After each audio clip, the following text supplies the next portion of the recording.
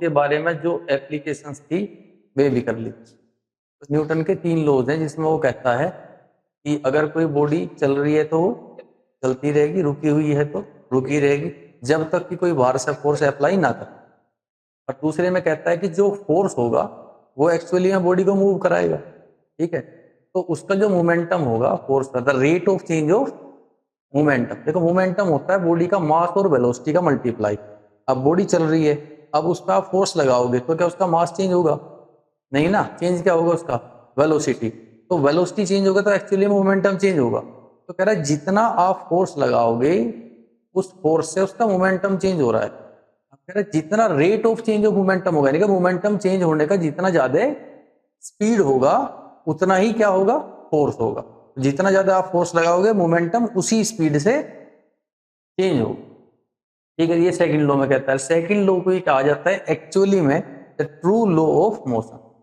तो जो मोशन का सही लॉ है वो इसका सेकंड लॉ, जिससे हमें क्या मिलती है? फोर्स का फॉर्मूला भी मिलता है कि भाई फोर्स का फॉर्मूला क्या है। हाँ, कहां से? देखो फोर्स का फॉर्मूला यहां से इसलिए मिलता है क्योंकि ये कहता है कि जो फोर्स होगा ना वो directly rate of change of momentum के बराबर होगा। Rate of change of momentum यानी कि mv minus mu upon T, ये rate of change of momentum, ये फाइनल मोमेंटम है बॉडी का और ये इनिशियल। अगर फोर्स बराबर होगा final momentum minus initial momentum upon T. ये फॉर्मूला जो फोर्स का है ये हमें कहां से मिलता है? न्यूटन के सेकंड लॉ से। न्यूटन का सेकंड लॉ देता है हमें फोर्स का फॉर्मूला। अब न्यूटन का थर्ड लॉ क्या है? For every action there is equal and opposite reaction. तो वो बस यही कहता है कि अगर दो बॉडी आपस में फोर्स लगा रही हैं, दोनों फोर्स क्या होंगे? हमेशा बराबर होंगे। एक बॉडी एक्शन कर रही होगी तो दूसरी उतना ही क्या करेगी? रिएक्शन, लेकिन अपोजिट डायरेक्शन में। ये तीसरा लॉ कहता है। क्लियर है पॉइंट? चलो अब इसके बाद क्या क्या टॉपिक्स हैं वे स्टडी करेंगे। अब आता है principle of conservation of linear momentum. तो जो अगर बॉडी हमारी क्या हो? आइसोलेटेड। आइसोलेटेड सिस्टम कैसा होता है? जब बॉडी को कहीं भी बाहर से कोई भी फोर्स वगैरह कुछ भी ना हो, है ना, बाहर से कोई भी एक्सटर्नल फैक्टर उसको अफेक्ट ना कर रहे हो, तब उस कंडीशन में मेरा टोटल मोमेंटम जो होगा बॉडीज का, बहुत सारी बॉडीज होंगी उस सिस्टम में। मान लो कि एक सिस्टम है, ऐसी एक बॉक्स है, उस बॉक्स में बहुत सारे बॉल रखी हुई हैं जो मोशन कर रही है रैंडमली। तो उन सबके क्या होंगे? मोमेंटम। आप सबके मोमेंटम क्या करोगे? अगर ऐड करोगे तो एक वैल्यू आ जाएगी कि इतना टोटल मोमेंटम है। तो अगर वो बॉक्स हमारा स्पेस में रखा है, यानी कि बाहर से ग्रेविटी भी नहीं है वहां पे, वहां कोई एक्सटर्नल फोर्स उस पर काम नहीं कर रहा, ना कोई फ्रिक्शन है, कुछ नहीं है, बस वे बॉडीज हैं ये आपस में टकरा रही होंगी जिस भी तरीके से। कह रहा है जो टोटल मोमेंटम होगा उस सिस्टम का वो हमेशा क्या रहेगा? कंजर्व रहेगा, सेम रहे, वो कभी भी चेंज नहीं होगा। बॉडीज आपस में टकरा रही हैं, जो भी हो रहा है वो कोलिजन के पहले कोलिजन के बाद हमेशा मोमेंटम क्या रहेगा? कंजर्व। तो इसके लिए अब ये लॉ ऑफ कंजर्वेशन है कि total momentum of A system will always be constant और सेम। टोटल मोमेंटम जो है सिस्टम का कभी भी चेंज नहीं होता। चलो एग्जांपल के लिए देखते हैं। एक नाव है, ठीक है, अब इस नाव में से किसी व्यक्ति को उतरना है। ठीक है, उतरना है कहां पे? ये ऐसे मान लो यहां पे, तो ये नाव इस तरीके से नदी में है और इस व्यक्ति को इस नाव पे से यहां जमीन पे उतरना। ठीक है, तो जब ये जमीन पे उतरेगा ऐसे, तो मोमेंटम किधर की साइड करना पड़ेगा? इसे इधर की साइड, है ना, इधर की साइड ऐसे चलेगा। तो जब ऐसे चलेगा तो नाव के यहीं रहेगी, नाव का फोर्स किधर रहेगा? इधर की तरफ, नाव इधर चलेगी। अगर जो टोटल मोमेंटम उतरने से पहले था अब भी क्या रहेगा? वो सेम ही रहेगा। ठीक है, तो जितने मोमेंटम से ये आगे चलेगा उतना ही मोमेंटम से नाव पीछे चलेगी। बस इतना ही होता है। अब देखो पॉइंट ये है, जैसे अब मैंने आगे की तरफ एक मोमेंटम लिया 50, तो मैं तो ले रहा हूं ना, अब पीछे की तरफ फिर मोमेंटम कौन ले रहा है? अर्थ। तो मैंने अर्थ को पीछे की तरफ धकेला होगा, अर्थ को मोमेंटम कितना दिया? 50 का। तो अब मेरी वेलोसिटी, मास इंटू वेलोसिटी से कोई वेलोसिटी है मेरी, तो लेकिन अब मेरा मोमेंटम सपोज 50 है और अर्थ का मोमेंटम भी 50 ही होगा। तो अर्थ का मास इंटू में अर्थ की वेलोसिटी। तो इसका मास इतना ज्यादा है कि इसकी वेलोसिटी क्या होगी? लगभग नेग्लिजिबल, ये मूव ही नहीं करेगी, इतना ज्यादा मास है। तो कह रहा दो बॉडीज का मोमेंटम हमेशा क्या रहता है? हमेशा कंजर्व रहता है किसी सिस्टम में। वो कभी भी चेंज नहीं होता। ठीक है, जैसे और बहुत सारे एग्जाम्पल है कि सपोज एक इस तरह का ये है जो ये घूमते हैं स्केटर वगैरह, ठीक है, जिस पे बच्चे जो घूमते रहे, तो एक बच्चा आया दौड़ते हुए आ रहा है। तो अब दौड़ते हुए आ रहा है, फिर अब इस बच्चे का मोमेंटम कितना है, सपोज 100, मास इंटू वेलोसिटी मैंने किया कितना था 100, और इसका मोमेंटम कितना होगा 0, क्योंकि ये तो रेस्ट में है। अब एक बच्चा दौड़ते हुए आया और इस पर छलांग लगाई, दौड़ते हुए ऐसा आ रहा है, छलांग लगाई, ठीक है, अब क्या करेगा, ये वहीं रहेगा रेस्ट में या चलेगा, चलेगा। तो अब ये इधर की तरफ चला, तो पहले टोटल मोमेंटम कितना था, बच्चे का हो गया 100, इसका हो गया 0, 0 प्लस 100 कितना हो गया 100। अब ये दोनों एक साथ चल रहे हैं, तो अब इन दोनों का मोमेंटम अब भी कितना होगा 100 ही होगा, क्योंकि मोमेंटम हमेशा क्या रहता है, कंजर्व। एक खिलाड़ी एक जो लंबी कूद लॉन्ग जंप कर रहा है, तो वो दौड़ का आता है पीछे से बड़ी स्पीड में, क्यों, टू गेन द मोमेंटम, ताकि क्या गेन कर सके, मोमेंटम गेन कर सके। तो मोमेंटम गेन, जितना मोमेंटम गेन करेगा उतनी दूर तक छलांग लगा पाओ, ठीक है।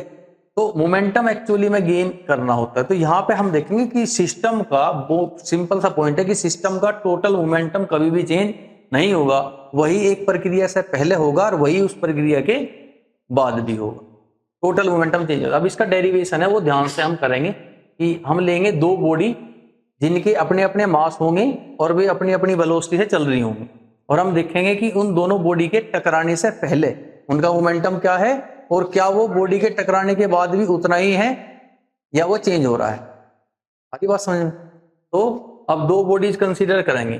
सपोज हमारे पास क्या है, दो मास हैं, ये मास हो गया हमारा m1 और ये मास हमारा हो गया m2। ये m1 मास जा रहा है u1 वेलोसिटी से और m2 मास दौड़ रहा है u2 वेलोसिटी से, इनिशियल वेलोसिटी है दोनों की। अब ये सब ये ऐसे था, मतलब ऐसा कुछ सिस्टम था कोलिजन से पहले, टकराने से पहले, before collision, before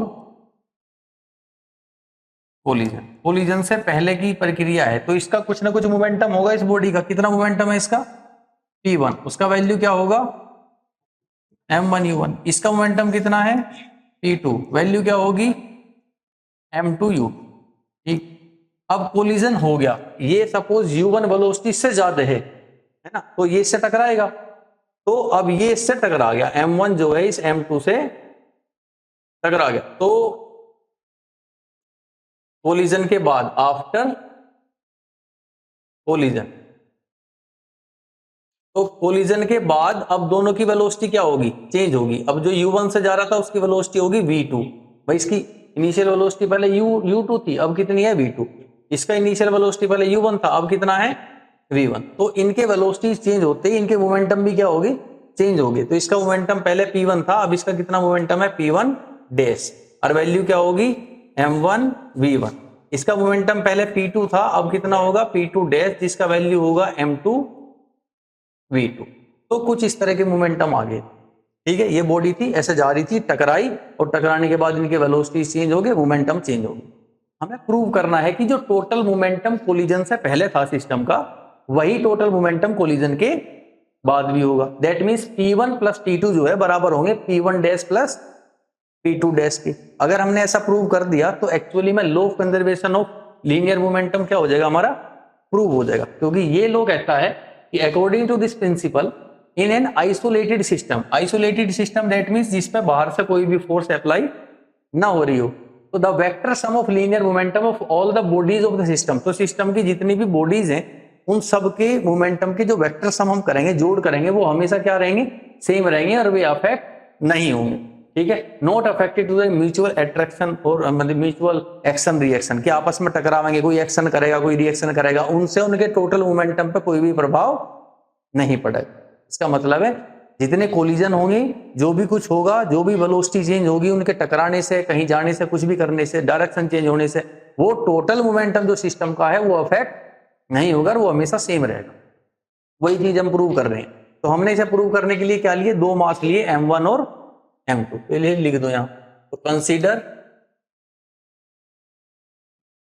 consider two masses m1 and m2 moving with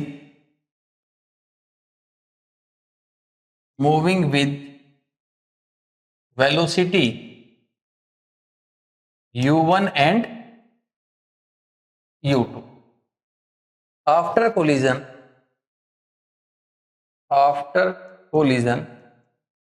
collision मतलब टकराना. After collision, their velocities becomes v1 and v2. उनके वेलोसिटीज टकराने के बाद कितने होंगे? v1 और v2. इतनी बात हमें समझ आई? क्लियर है? चलो, अब जब ये दो बॉडी आपस में टकराई होंगी बेटे, तो दोनों ने एक दूसरे पे क्या लगाया होगा? Force.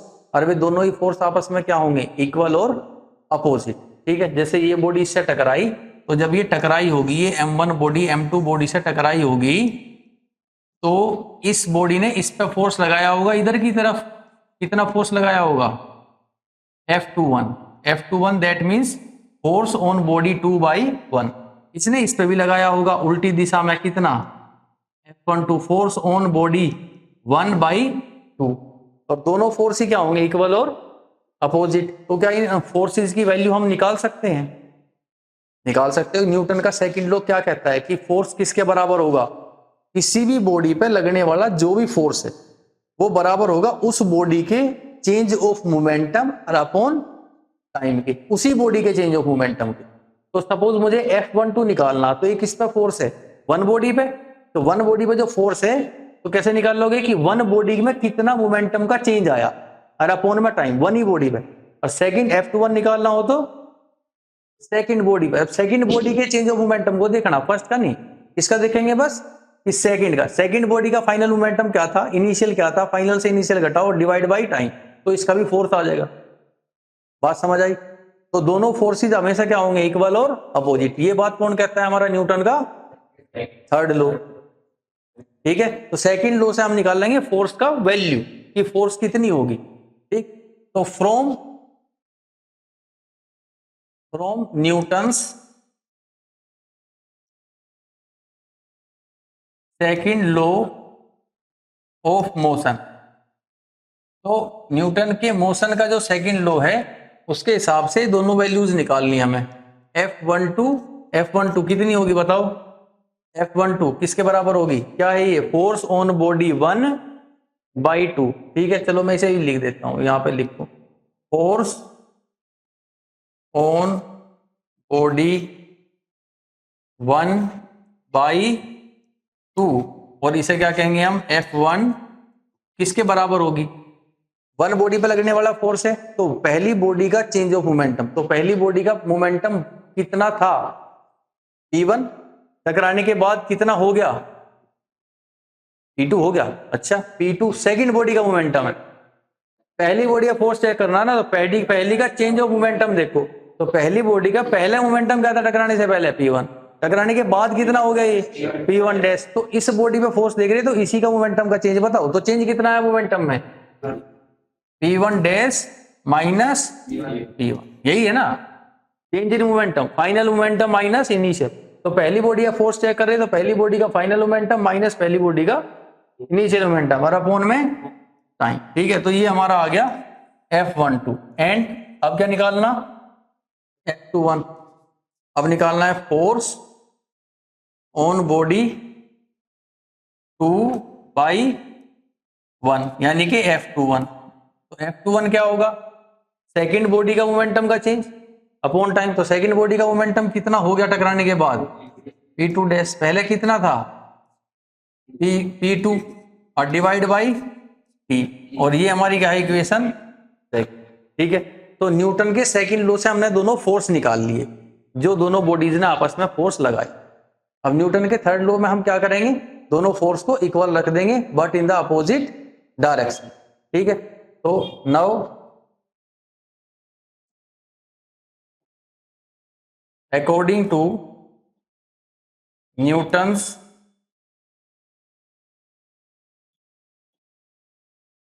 Third law,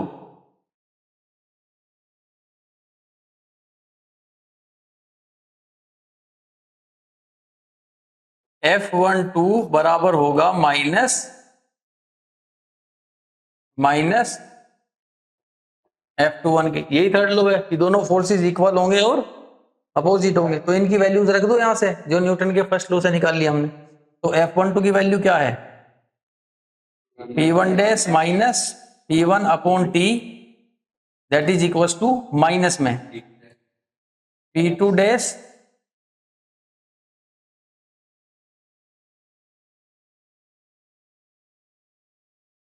P2 dash minus P2 upon T। तो ये T से T क्या हो गया, कैंसिल। अब क्या बचा यहाँ, P1 dash minus P1 is equal to, ये माइनस का मल्टीप्लाई भी करा दो, minus P2 dash plus P2। अब ये मैं इधर ले आऊं और इसको इधर ले आऊं, तो ये इधर आ गया तो कितना आ गया, P1 dash plus P2 dash is equal to, ये इधर आ गया प्लस हो जाएगा P1 प्लस P2। तो ये हमारा क्या है बताओ, टोटल मोमेंटम आफ्टर कोलिजन, और ये क्या है, टोटल मोमेंटम बिफोर कोलिजन, और ये दोनों क्या आ गए, इक्वल। तो ये प्रूव करता है कंजर्वेशन लॉ। ठीक है, तो हम यहां लिखेंगे therefore total momentum before after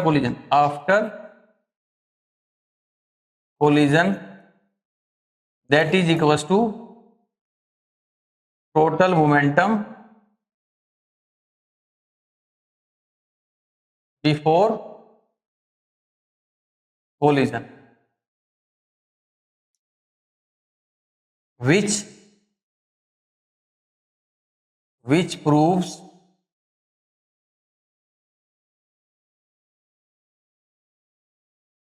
law of conservation of linear momentum। ये बात समझ आई, ठीक है, कुछ करना नहीं है, सिंपल है। दो बॉडीज हमने कंसीडर करी M1 M2 जो जा रही है U1 U2 वेलोसिटी से, वे टकराई, उनके वेलोसिटीज चेंज हो गई, that final velocities are V1 and V2।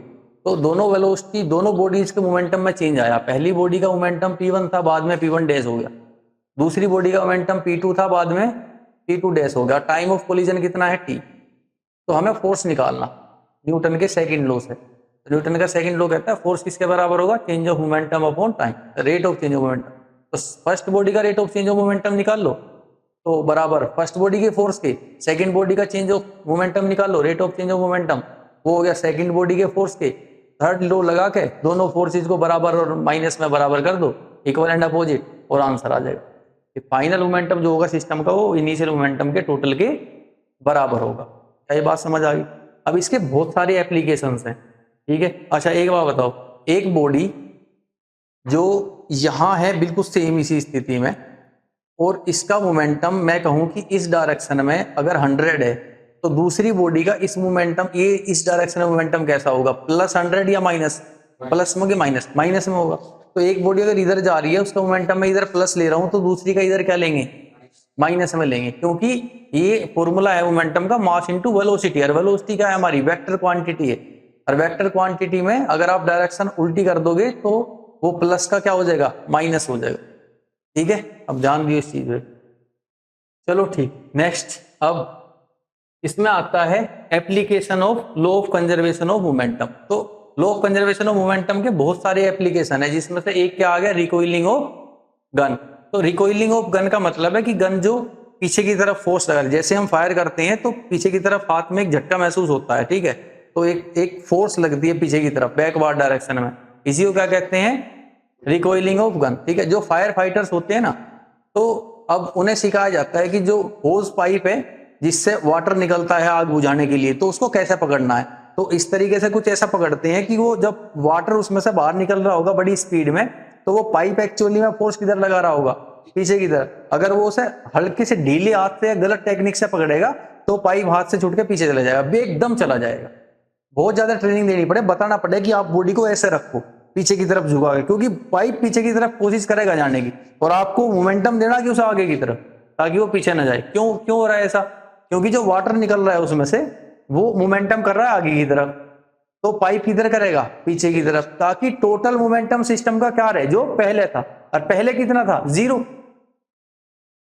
ठीक है, तो टोटल मोमेंटम वही रहेगा। अब देखो एक ये गन है, ठीक है, तो गन में से क्या निकली, एक बुलेट निकली, एक बुलेट फायर हुई।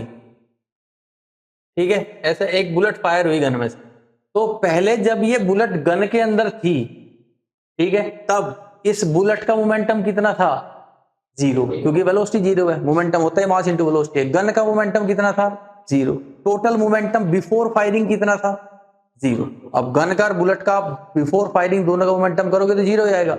अब उसके बाद गन में फायर हुई तो बुलेट आगे की तरफ गई, इसका कुछ मोमेंटम है आगे की तरफ, मास इंटू वेलोसिटी इस डायरेक्शन में, तो गन का किधर होना चाहिए, 0 करने के लिए। अब ये टोटल 0 करना है इसे, क्योंकि जितना फायर से पहले उतना ही बाद में होगा, तो इसे टोटल करने 0 करने के लिए क्या करेगी, पीछे की तरफ, ये पीछे की तरफ मोमेंटम करेगी।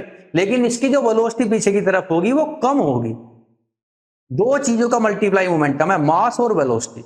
मास जितना कम होगा, एक पर्टिकुलर मोमेंटम सेट कर दो कि सपोज हमारी जो बुलेट है उसका मोमेंटम कितना है, 100 है, ठीक है, तो गन का भी कितना होगा, 100। तो 100 मास इंटू वेलोसिटी के बराबर है ना, तो मास जितना कम रखोगे ऑब्जेक्ट का, वेलोसिटी उतनी ज्यादा होगी। अब गन जितनी भारी होगी, पीछे की तरफ वेलोसिटी जो होगी वो उतनी कम होगी। इसीलिए कहते हैं हल्की, जितनी गन जितनी हल्की होगी झटका उतना ही तेज रहेगा, भारी होगी तो बहुत ही कम महसूस होगा। ठीक है, बात समझ आई। तो ये चलो इसे करते हैं, तो यहां पे लिखेंगे the backward jerk, the backward jerk experienced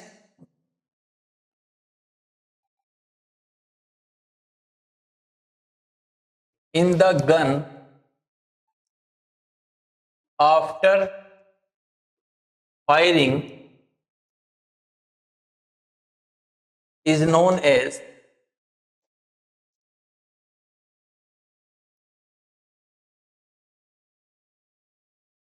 recoiling of gun। ठीक है, तो पीछे की तरफ जो जर्क जो महसूस हो रहा है, ठीक है, यही क्या है, रिकॉइलिंग ऑफ गन। ठीक है, तो इसमें कुछ चीजें हम कंसीडर करेंगे। Consider is equal to mass of gun. Gun का मास हमने कितना मानना, capital M. Small m is the mass of bullet. Capital V is the recoiling of gun. जो गन ने पीछे की तरफ वेलोसिटी की उसे कैपिटल वी कहा, और small v is the velocity of bullet. ठीक है, तो अब according to law of conservation of, हाँ, लीनियर मोमेंटम या मोमेंटम कह दो, मोमेंटम, तो इसमें क्या कहेंगे, total momentum before firing. Total momentum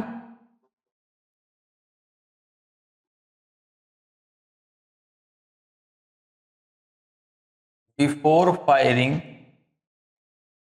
is equal to total momentum after firing. जितना फायर से पहले था उतना ही फायरिंग के बाद भी होगा।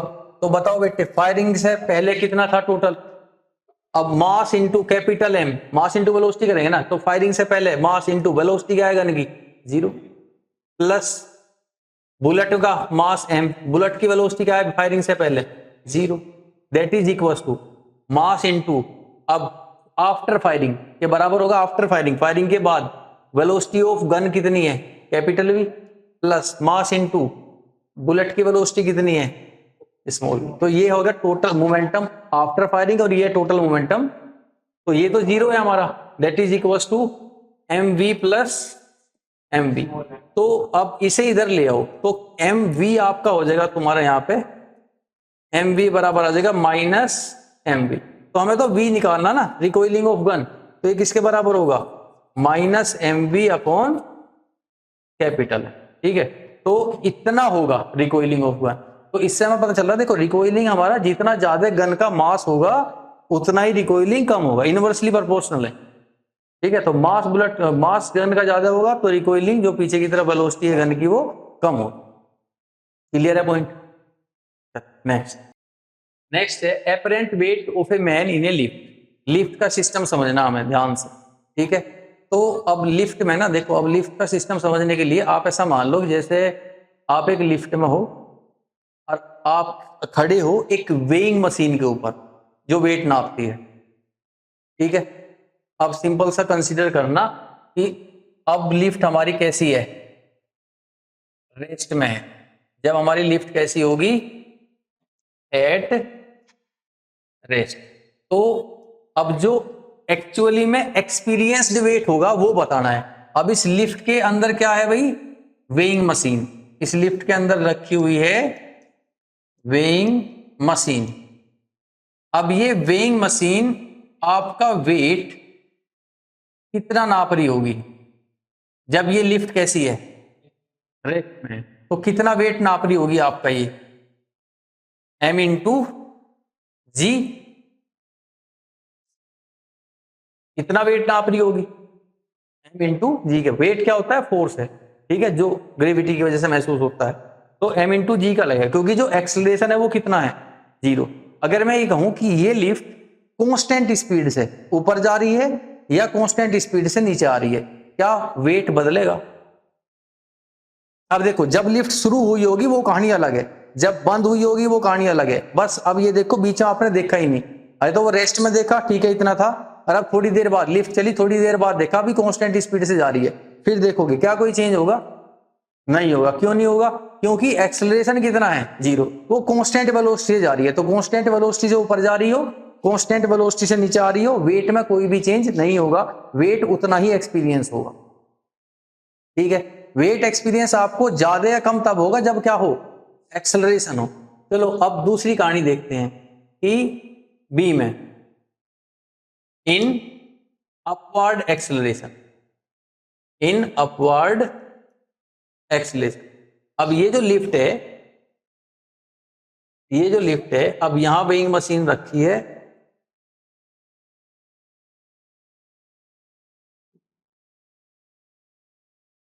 यहां वेइंग मशीन रखी है, और अब आपका वेट इसमें कितना होगा,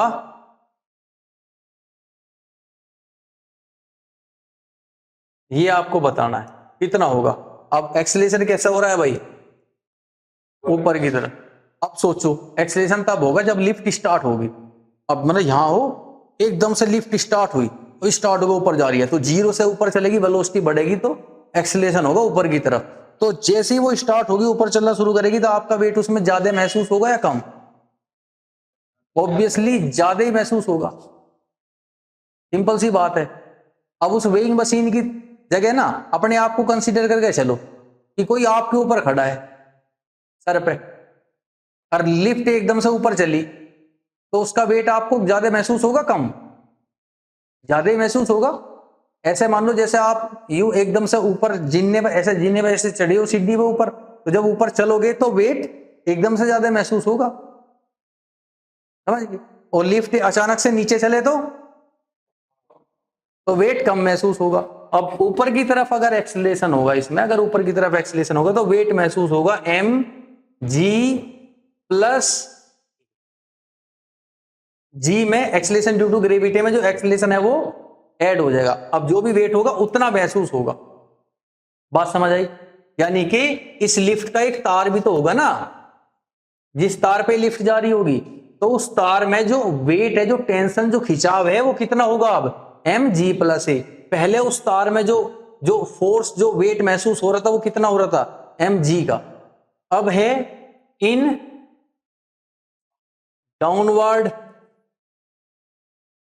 डाउनवर्ड एक्सेलरेशन। अगर एक्सेलरेशन लिफ्ट में कैसा हो, नीचे की तरफ, ठीक है, तो अब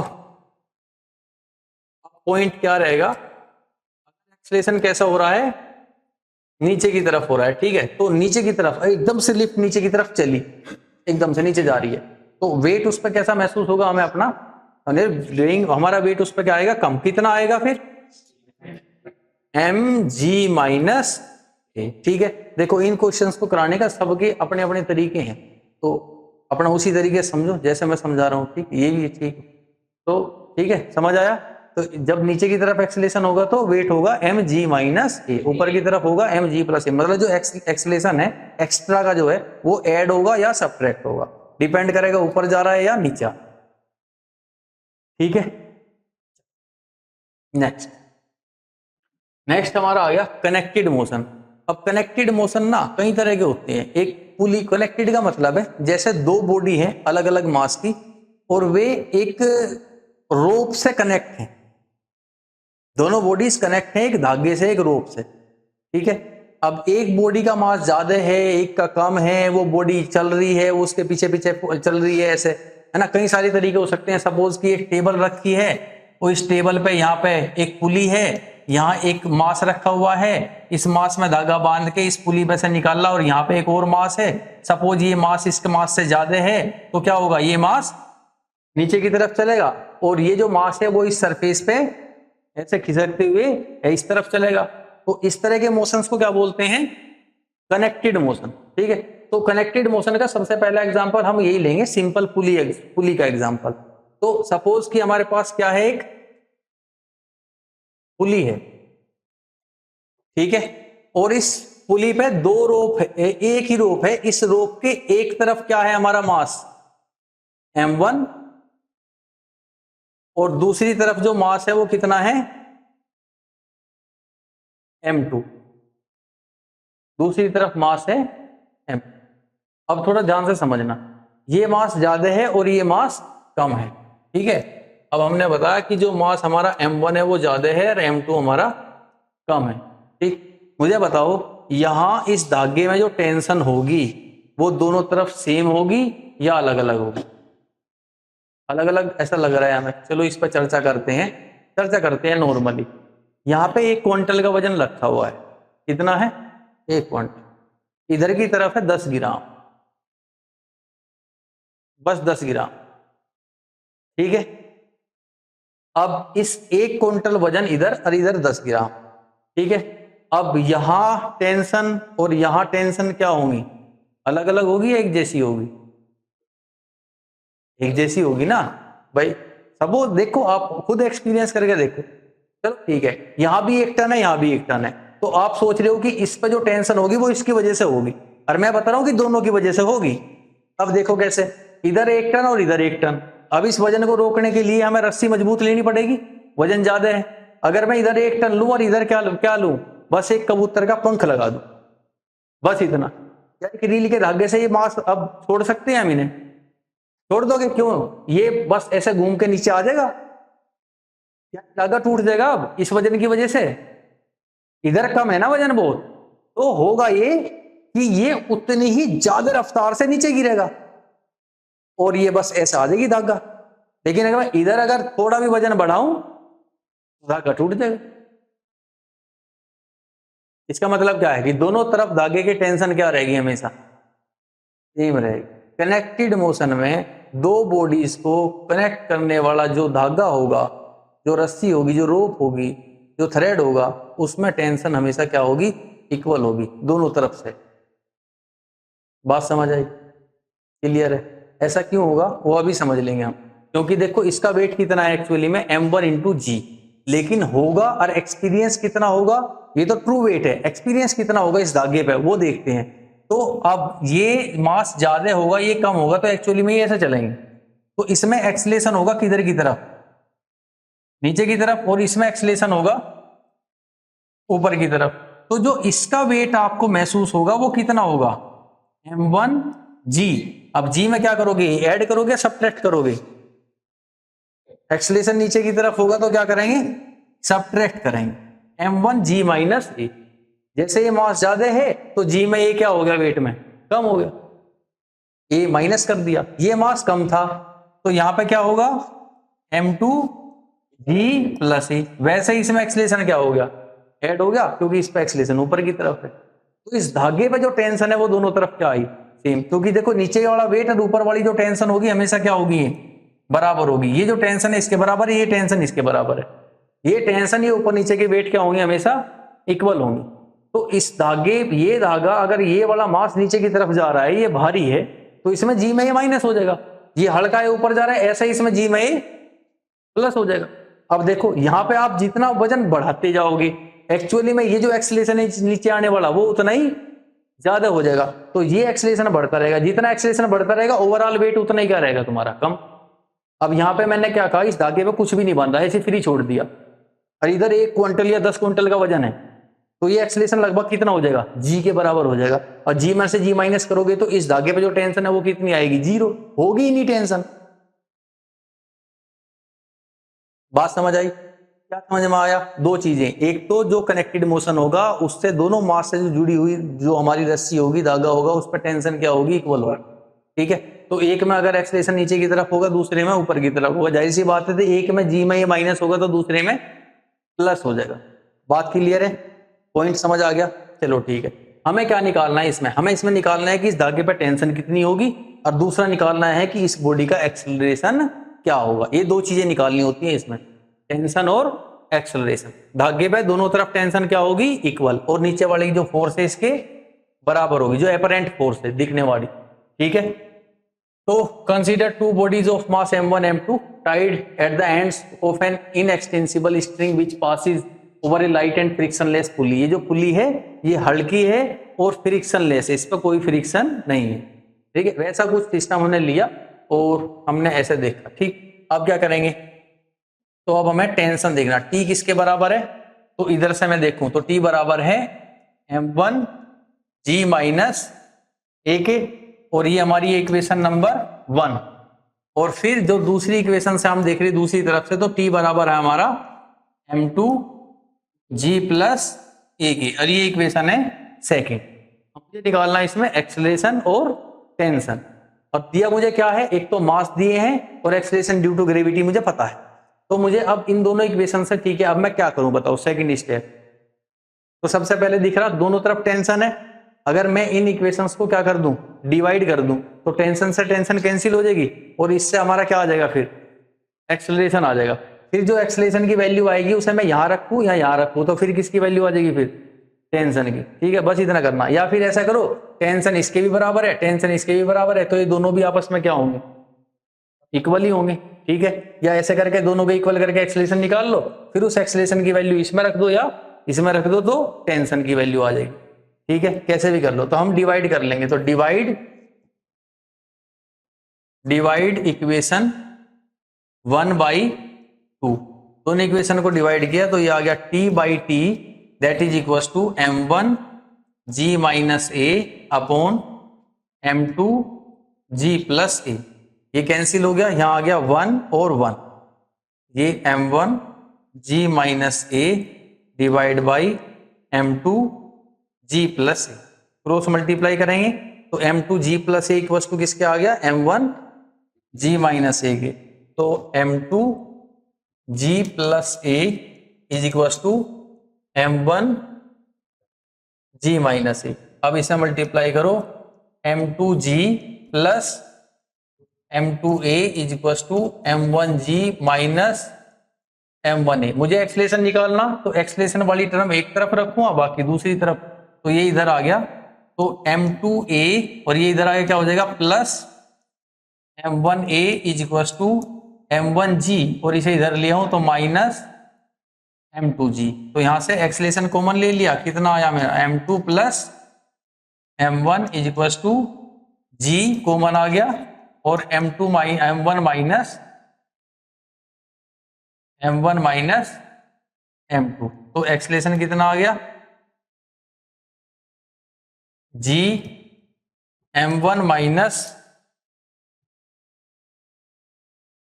m2 डिवाइड बाई, ये डिवाइड में आ जाएगा m2 प्लस m, ये एक्सलेशन की वैल्यू आ गई। अब क्या करें, अब इस एक्सलेशन की वैल्यू को किस में रख दें, इक्वेशन 1 में चाहे इक्वेशन 2 में, किसी में भी रखो, टेंशन आ जाएगी। तो पुट दिस वैल्यू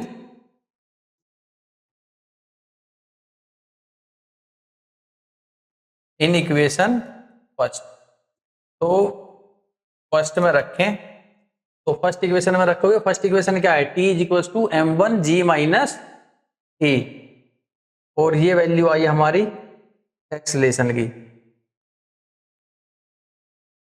तो t is equal to m1g minus A, और एक्सेलेरेशन की वैल्यू कितनी आई,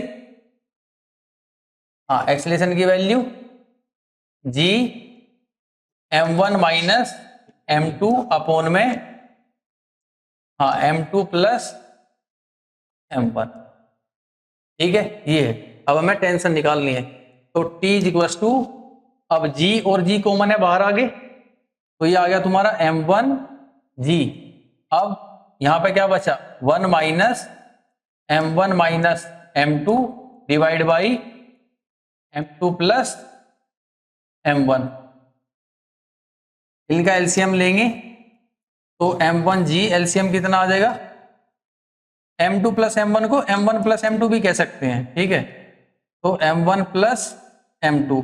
अब इसका मल्टीप्लाई किस में करें, अगर 1 में तो कितना आया m1 प्लस m2, तो ये फिर 1 ही आ जाएगा, तो माइनस से मल्टीप्लाई करेंगे तो माइनस m1 और माइनस माइनस प्लस m2, तो इस m1 से m1 क्या हो गया, कैंसिल, तो ये m1 m2 कितना हो गया 2m2, तो ये इसमें मल्टीप्लाई करेंगे तो ये आ गया 2m1 m2g divide by m1 plus m2, तो ये क्या होगी इसकी टेंशन। क्या ये पॉइंट समझ आ गया, ठीक है।